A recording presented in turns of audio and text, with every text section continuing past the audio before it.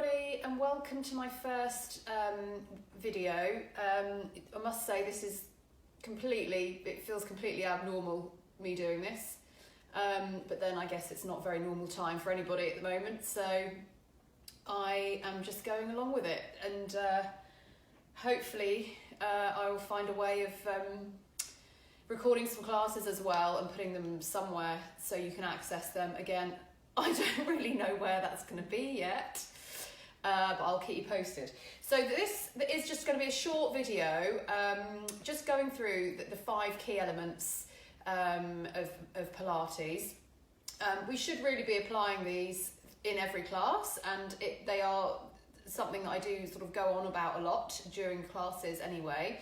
So it's not something that's going to be new or unfamiliar, but I just wanted to just take a moment just to go through it all again from scratch, as you're going to be hopefully doing some stuff at home, and I'm not going to be there to correct you and keep an eye on what you're doing. So let's just start from the beginning again. I am going to be recording some different classes, so we'll be using equipment. So if you have got equipment at home, then that would be really useful. So things like magic circle, weights.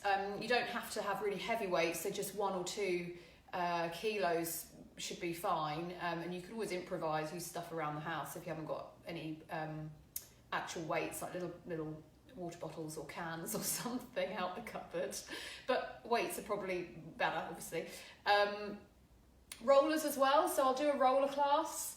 We haven't had the rollers out actually for ages, so that might be quite nice just to mix things up a bit. And I will be doing a recording of my normal women's health class that I run on a Wednesday, and I will throw in some beginners mat classes, or a beginner's mat class, which is also suitable for people who have low back pain or other jointy problems, because it's going to be quite a low level class. I will do an intermediate level class, which is probably more suitable for my Monday and Tuesday evening classes, and I might chuck in just an advanced one that you might want to have a go at as well. So I will keep you posted as to what I'm going to do with those classes. But for now, let's just run through the 5 key elements of Pilates. So all you need for this, you don't really need a mat, but it's quite nice if you have got a mat. If not, just a towel on the floor will be fine, or a comfy rug or something. We're going to lie down on your back. It's quite nice to have something under your head. Now, if you've got a block of some description, great. Head and neck position is one of the 5 key elements. So we want to make sure that your neck and your head are in good alignment. Now, different blocks, different sizes. So this is roughly about 3 inches. It's quite hard foam block, so it doesn't really give very much. Slightly lower here, again, harder foam. Some people really like the harder ones. I'm sort of mixed opinion with them, really. They are easier to clean though, interestingly, so you can wipe them down with an anti-back wipe. A lot easier than you can clean these, and obviously that's very relevant at the moment. So then we have the foam blocks, obviously small, big, 3 inch, 1 inch.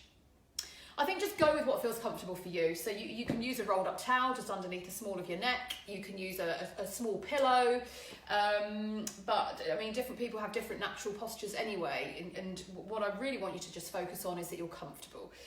So if you feel like your body is going somewhere where it just doesn't want to go, then adjust yourself, okay?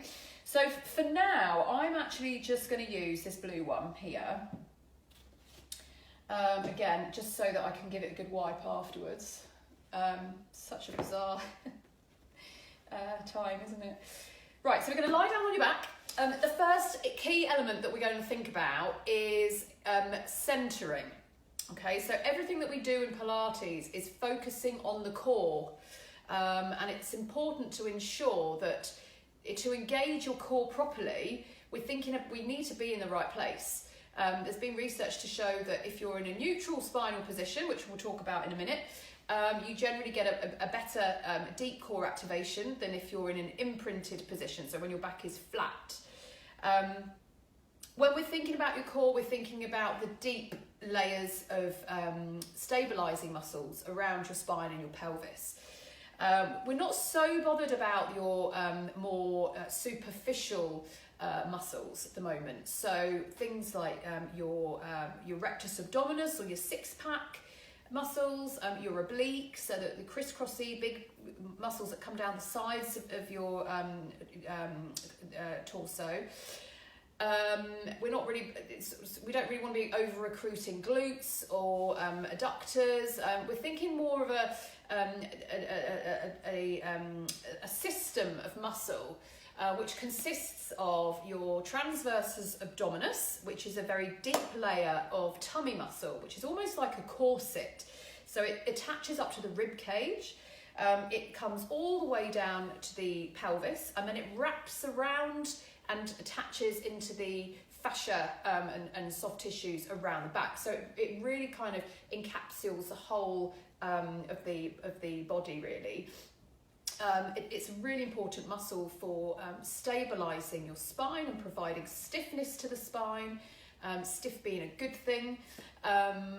It is also, there's been loads of research into how this muscle plays a role in low back pain, and we know that it tends to switch off if you've had pain for a long time. We know that there does seem to be a link with this muscle being dysfunctional and people who have low back pain. We know that it's an important stabiliser. It's an important postural muscle, and it also has fascial connections with the pelvic floor. So the pelvic floor and your transversus abdominis, and together with a muscle that comes down the back of your spine called your multifidus, and your diaphragm, which sits underneath the rib cage, those four muscles work together as a system to provide support to the and core activation to the whole body. So really important muscles. Those are the muscles that we're trying to think about when we're activating into the core. So there's a couple of different ways that you can engage your core muscles, different visualizations that you can use that can be quite useful.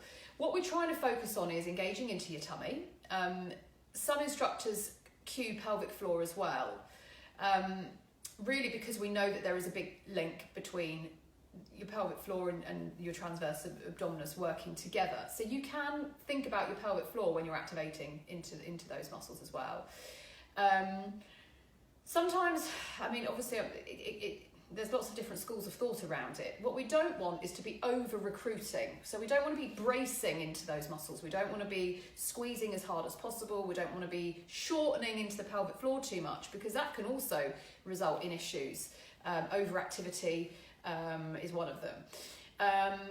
So I tend to focus more on the tummy itself.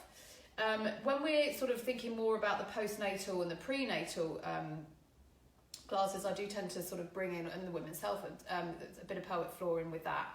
But I think you can get a little bit bogged down with where you're trying to activate and feel.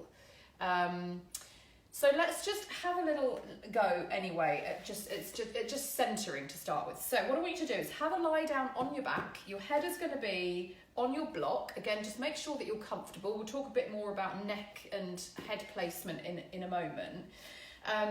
You're going to have your feet, your knees and your hips just parallel. So we don't want them knocking together. We want a little bit of a space in between your legs. So I'm just going to come down onto my back.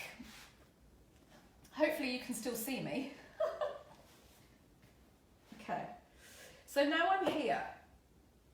What I want to really be focusing on is what's going on around this area. Okay, so pelvis and spine. So as I lie here, I can feel that I've got a natural curve in the small of my back, which is perfectly normal. Everybody has a natural lordosis in their lumbar spine. Some people have very flat lumbar spine, so they have a reduced curve. Other people have quite large curves, me being one of them. So everybody's natural curve is different and everybody's neutral spine will be different.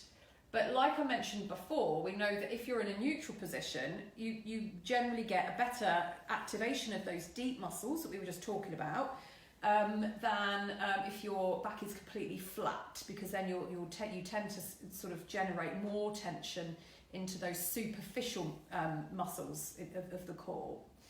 So what I want you to do is get yourself into neutral. So we're just going to have your arms down by your side.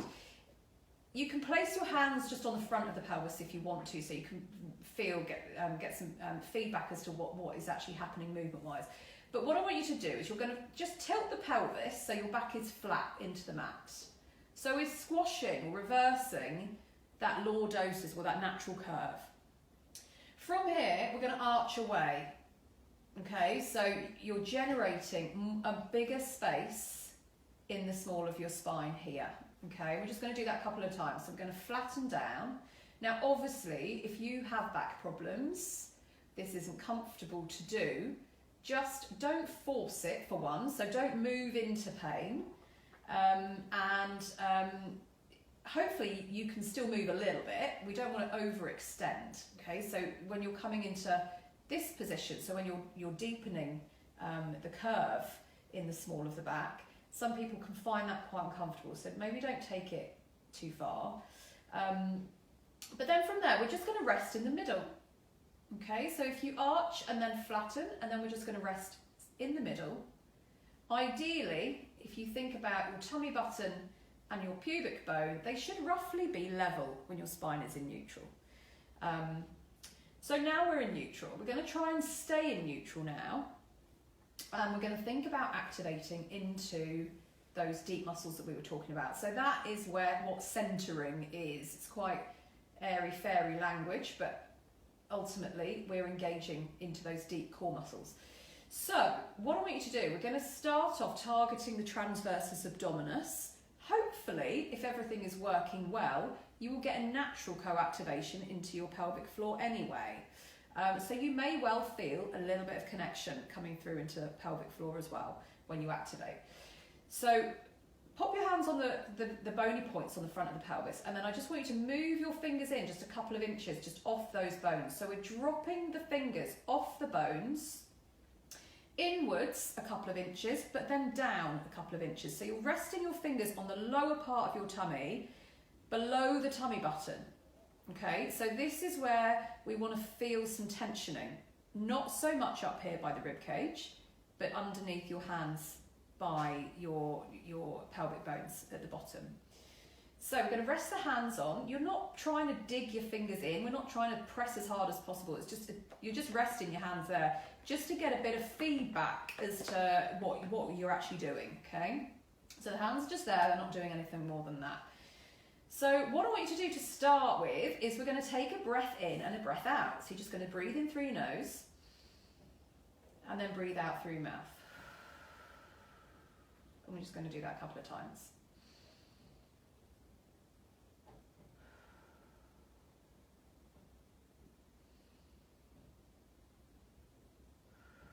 Breathing is another key element, which we are going to talk about in a minute.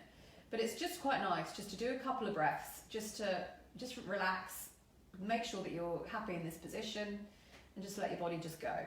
We are going to bring breathing in with the activation in a moment, okay? But to start with, I just want you to get the activation.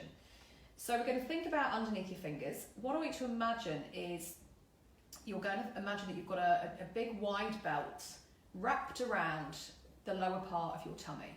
Okay, now that belt has got 5 or 6 notches on it. Okay, now I want you to visualize that you're tightening up the belt really gently. We're not trying to brace, we're not trying to suck the tummy in, we're not trying to squeeze as hard as possible. You're just visualizing that the belt is just getting just a little bit tighter, just to about notch 3. So we're not tightening it all the way up, we're just tensioning to notch 3. So you should feel just a little bit of tension degenerating into the lower part of your tummy underneath your fingers there. Okay. it's very gentle. So we're not trying to do a maximal contraction. It's about a 50%, if that makes sense, okay? So let's bring your breathing in with it next. So we're going to breathe in first. As you breathe out, I want you to visualize that belt, and you're just gently tightening just to the number 3 on the belt, on the notches, and we're just going to hold it, keep the tension on, and I want you to keep breathing.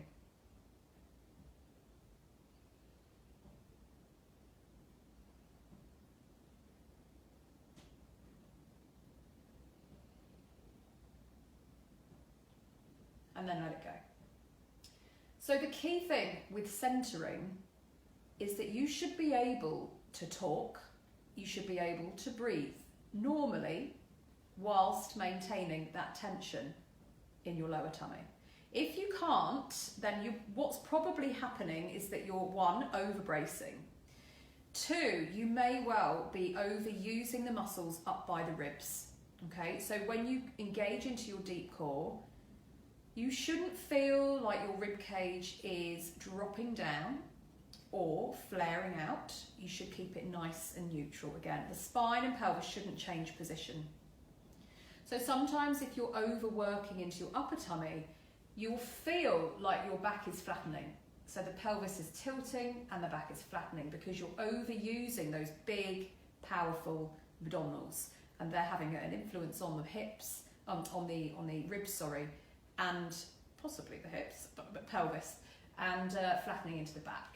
Okay, so neutral spine, staying in neutral, visualize the belt, tension to notch 3, hold it and breathe. See if you can maintain that tension for 10 seconds or 5 breaths in and out, and then let it go. And then you do it again. And it's quite nice just to go back to basics and just practice this, because sometimes you sort of fall out of the whole of the actual, correct way of engaging into your core. We don't want to be overusing your more superficial tummy muscles, and of course they do come in with exercises, as we know, particularly the advanced ones, but we still need to maintain that activation of the deep core. Okay, so that is centering in a neutral spinal position. The next element is, let's talk about head and neck placement. Okay, so head and neck placement, we're thinking about neutral again with the head and neck. So we really want to make sure that when you're lying down, 1, you're comfortable, but what we really want, and particularly if you've got neck problems, is that you're not dropping your chin onto your chest. So if I've got too much support under my head, you can see that my chin is dropping down, and I'm enhancing my fabulous double chin. So we don't want that. So the other way is we don't want to be too flat. Now, people who have some spine problems, osteoporosis, a bit of a curve coming through your upper spine, you might find that if you're too low, what will happen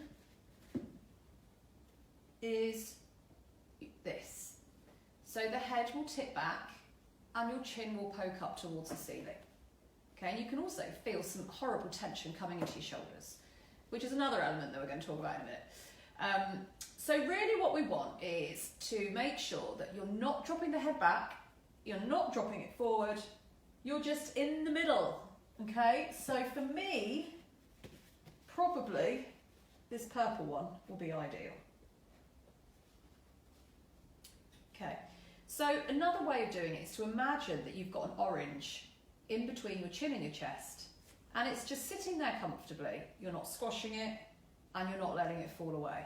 Okay, so we're just keeping that nice length coming through the back of the neck, and you're comfortable.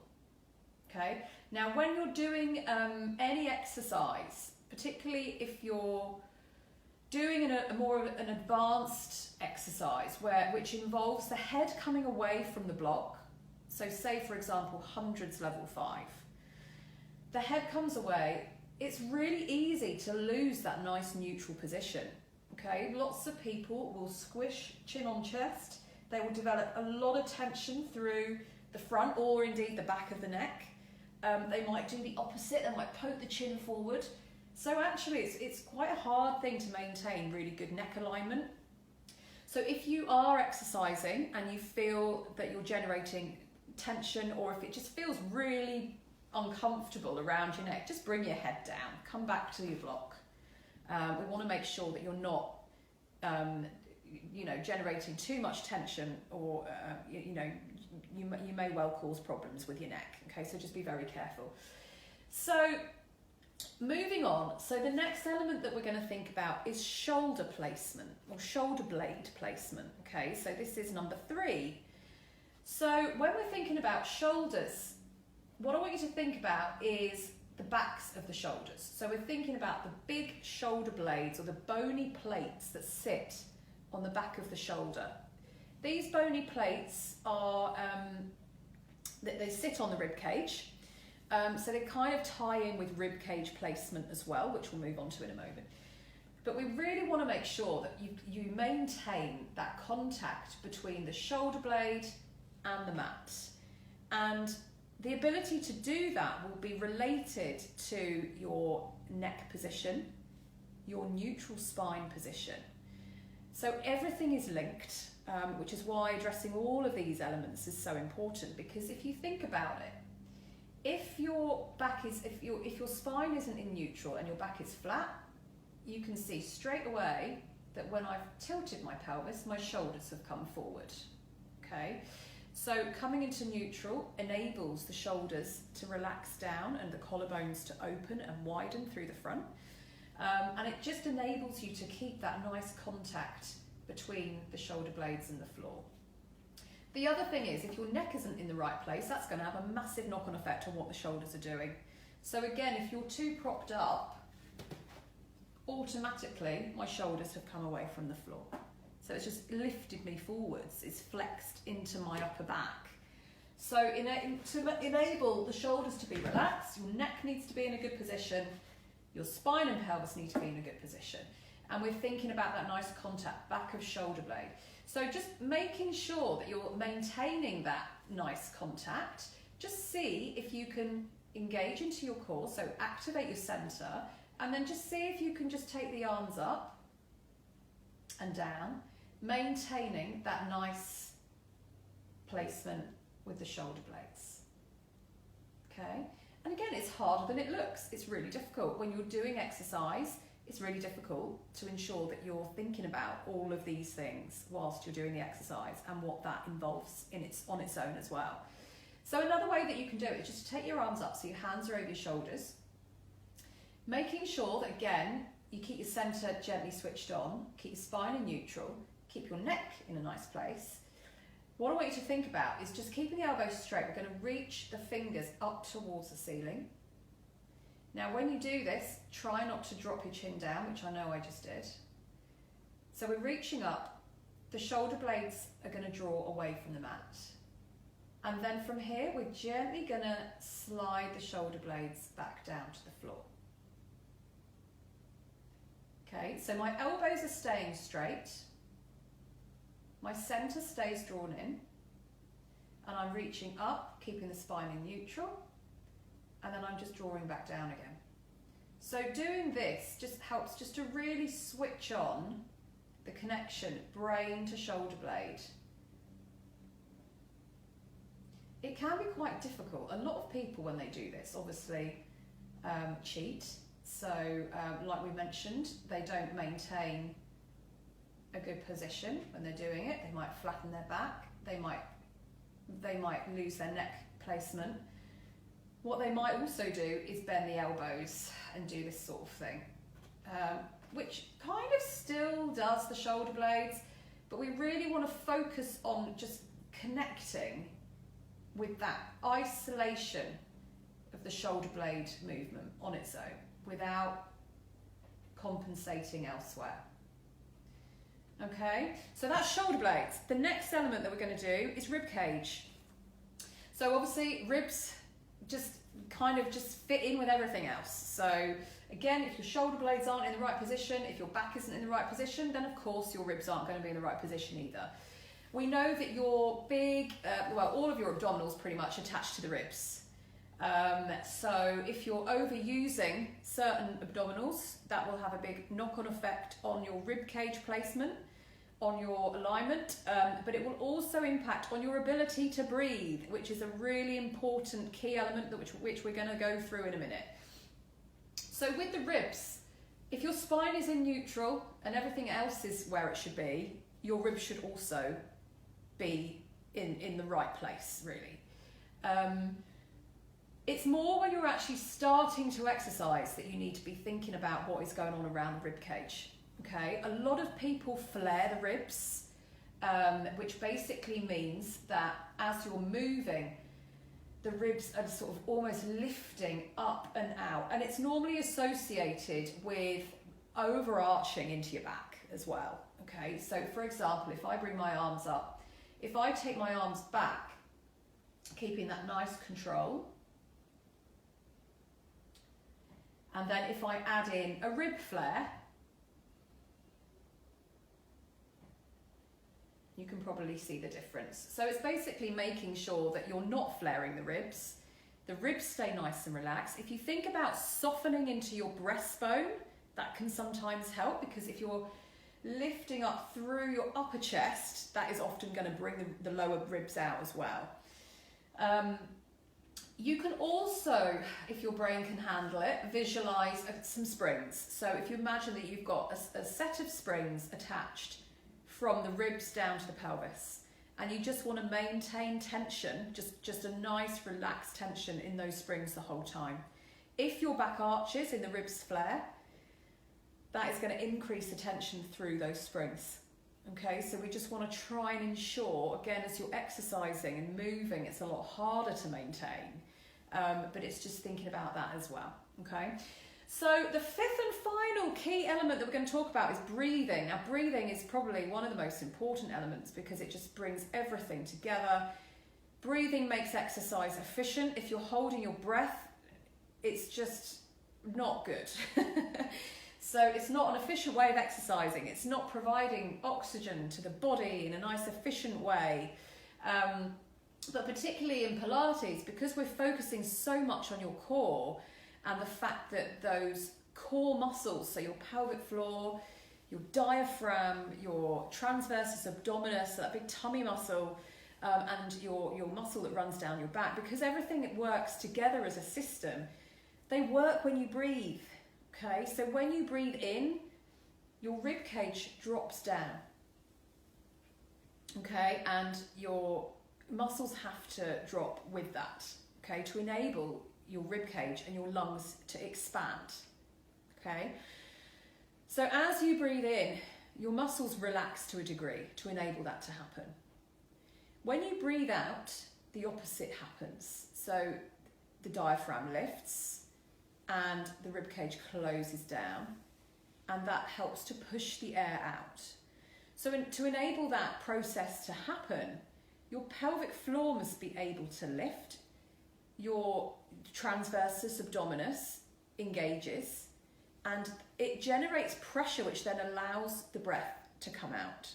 So breathing is a complex action involving lots of muscles. And so it's important that when you're doing Pilates, and we're focusing so much on precision and technique and engaging the right muscles and using those muscles efficiently when you're exercising, breathing has to come into it. So there's different schools of thought around breathing. So the first thing again is just to make sure that your spine and pelvis are in neutral, your shoulder blades are correctly placed, ribs are in neutral. Now, when you're practicing breathing, it's quite nice to place your hands on the ribs, okay? And you can loosely just interlink the fingers as well if you want to. So just keeping the hands there to start with, if you just notice how you breathe. So try not to think about it, just breathe normally, just for even up to a few minutes.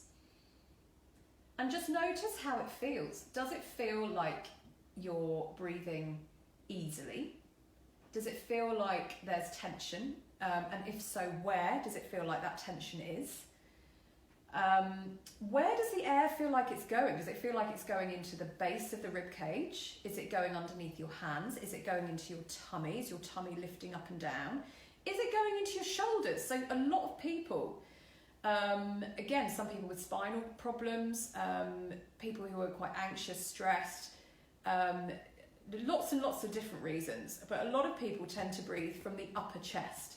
So when they breathe, their shoulders lift, their tummy might draw in a little bit. So the upper rib cage lifts, the shoulders might tense, the neck might tense. All of these muscles at the top here are also accessory muscles for breathing. So they are active when you breathe, but what we don't want is for those muscles to take over. We don't want to be directing the air into the upper chest. So what I tend to think about with breathing, a lot of instructors talk about lateral breathing. So when you breathe in, what we're trying to do is bring the air into the base of the ribs, which is the widest part of the rib cage. We're trying to think about expanding through the base of the ribs. So as you breathe in, try to keep your shoulders relaxed, keep your upper chest relaxed. Direct the air to underneath your hands. Okay, so breathing in, breathing out. Breathing in, breathing out. So you're trying to keep upper body relaxed, direct the air to the base of the ribs. Now, rather than just thinking about lateral breathing, so when we talk about lateral breathing, what we're trying to do is think about expanding the lower rib cage outwards. What I tend to think about more is just trying to keep the breathing relaxed. Okay, so we want the breathing to be efficient. You want to be able to feel like you're breathing well, but at the same time, if you overcomplicate things, it can overcomplicate things. Okay, and then you're directing your attention away from other things. So there's lots of things to think about. So what I want you to try and think about is making sure that your breath is even through your body. Okay, so if you think about tummy, if you think about chest, so you can place one hand on your chest, one hand on your tummy. When you breathe in, what I want you to imagine or try and focus on is that your hand that's on your tummy and the hand that is on your chest are moving at the same time and moving together. Breathing in, breathing out. Breathing in, breathing out. So if you think about it more that way, you tend to create a bit more of a normal, natural, easier breath than trying to just focus on directing the air to the base of the ribs, which often results in a flare of the ribs as well when people are trying to over focus on that. So happy practicing of these 5 key elements. It's quite nice just to go through all of them individually and just really kind of tap into the basics again, and really the foundation of Pilates and what everything else is based on. As we move on to classes, it's important to try and keep focusing on bringing in those elements into the class. Obviously, like I say, I'm not going to be there to correct you, but if you feel like you're moving out of neutral, if you feel like your breathing isn't easy, and if you feel like you're developing lots of tension in your neck, then just take it down a notch. Bring your head down, just reset. Take a moment just to reset your position. Practice your breathing. Just breathe in and out a few times. Just try and refocus the breath. But it's quite nice, like I say, just to take things right back down to square one.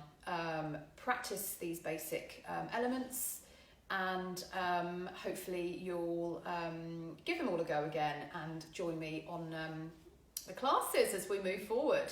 So I'm going to record a few of those as well. and they'll probably be about 45 minutes long each. Any problems, any questions, just pop a message to me. You can either comment below or email me.